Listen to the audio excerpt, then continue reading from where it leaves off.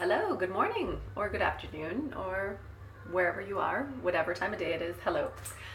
My name is Lisa Lanasa, and I'm here with you in my kitchen, my small European, well, actually relatively large for European kitchens, but older kitchen. You can see all my lovely tile wall behind you.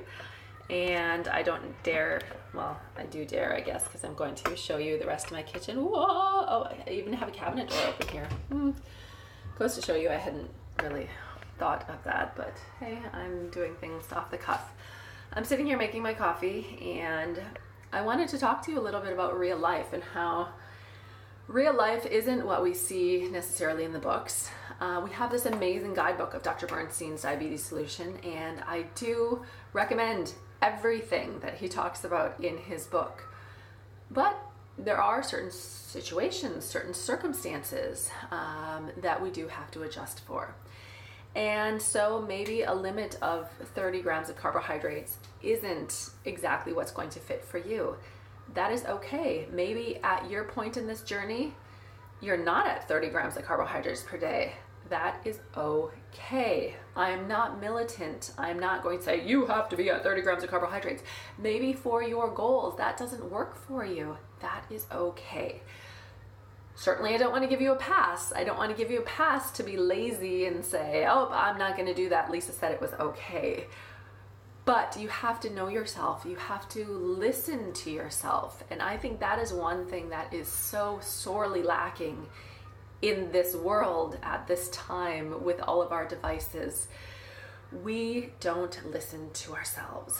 Now, I lurk on a lot of different groups and boards, and I see a lot of questions that are being asked. I see people commenting and talking about what they should do in certain situations.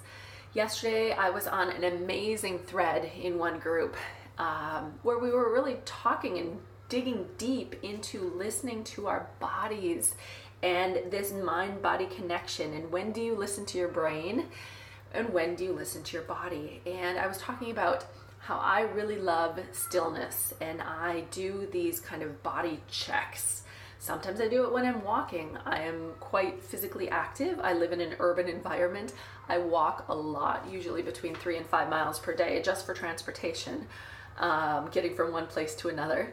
And I also do HIIT workouts where you can kind of turn your brain off when you're doing these exercises.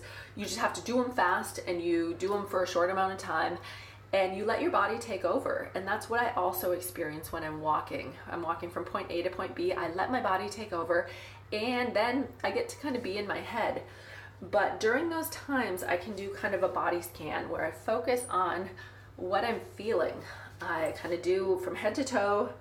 Better when you're walking. Sometimes when you're still is even better. In bed before you get up in the morning, or last thing before you fall asleep at night.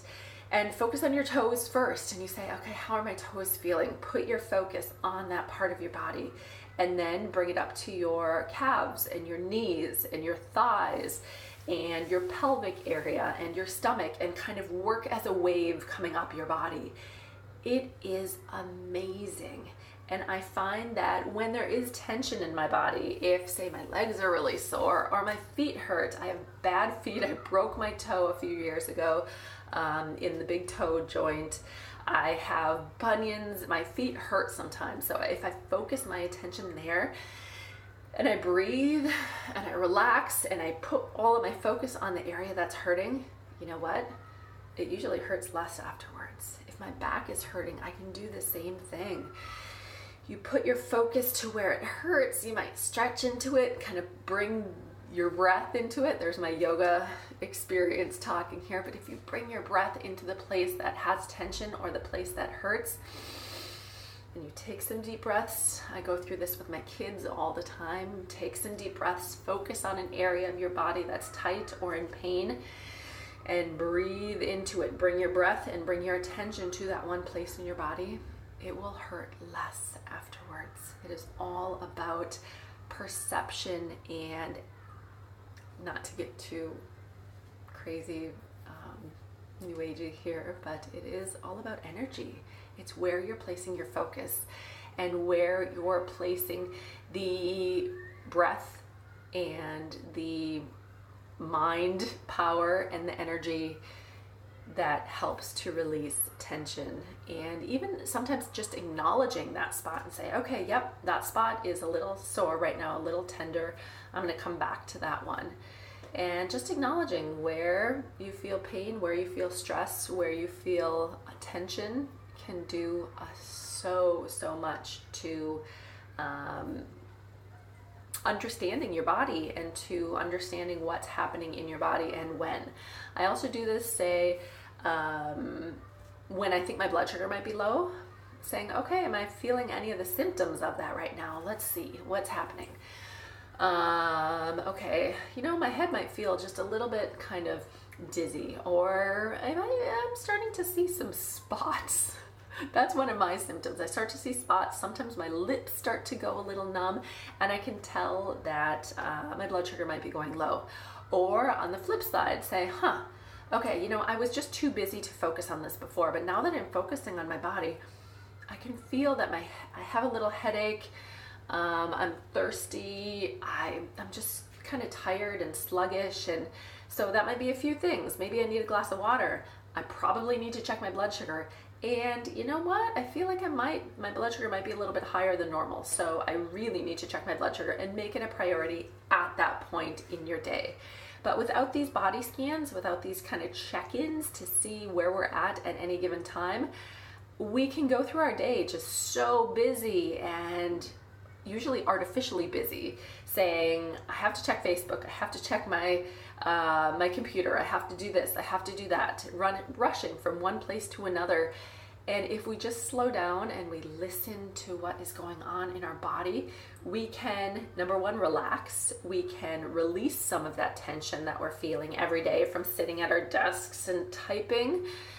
And we can certainly feel what our body is feeling. We can turn our brain off for a minute, focus on our body, let our body go, and see what we can do to listen to our bodies, have that moment of stillness, and really put our attention on the physical instead of being so wrapped up in our crazy, hectic lives, our crazy, hectic brains. So focus on your body. Do a body scan, start at the top, start at the bottom, it doesn't really matter. Just put your attention to where your body needs it. Now I'm going to get back to my coffee here. I've been letting it drain for the last 7-8 minutes. All I need to do is press it down into my beautiful cup here and enjoy my coffee. I will see you guys all later. Bye.